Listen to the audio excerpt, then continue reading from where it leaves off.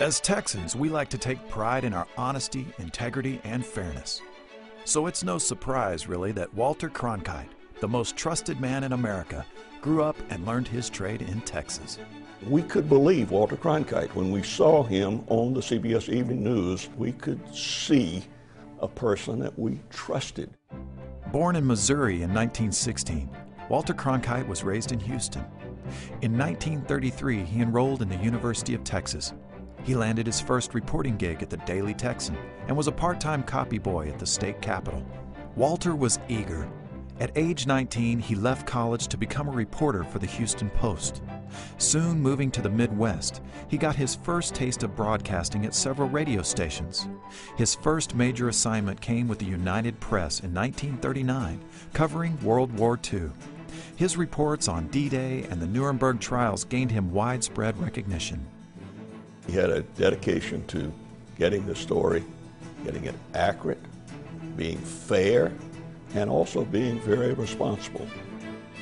Edward R. Murrow finally lured Walter to CBS in 1950.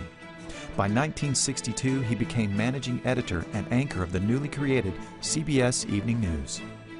2 months after his first broadcast, he would manage to keep his composure, reporting the news from Dallas that President Kennedy had been shot. President Kennedy died at 1 p.m. Central Standard Time. The CBS Evening News became the ratings leader in 1967, a position it would hold for as long as Walter sat in the anchor seat.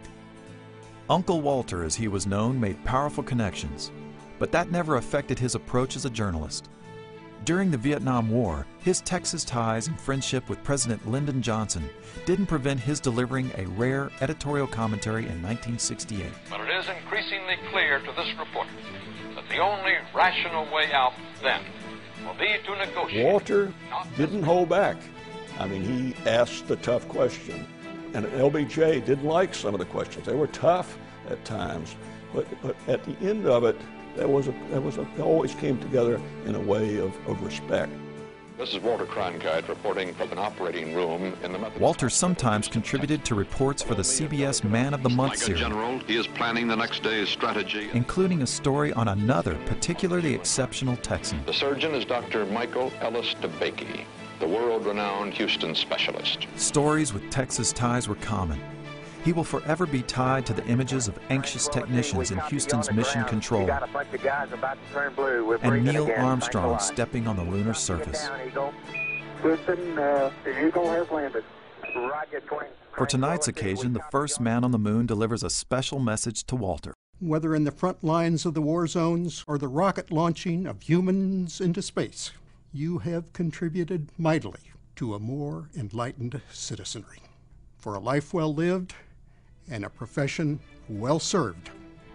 Congratulations, my friend. Walter signed off as the CBS Evening News anchor in 1981. In retirement, he's been selective, devoting his time to special documentary and educational projects. His unmistakable voice gives his university's branding campaign its unique identity. We're Texas. His is a life that should always be considered an example for this profession, journalism. Not just broadcast journalism, but journalism as the way we should do it. Throughout his career, Walter Cronkite set the standard for objectivity in journalism and integrity for an individual. Tonight we honor Walter Cronkite with the History-Making Texan Award for his historic presence in our daily lives and the part he's played in so much of Texas history.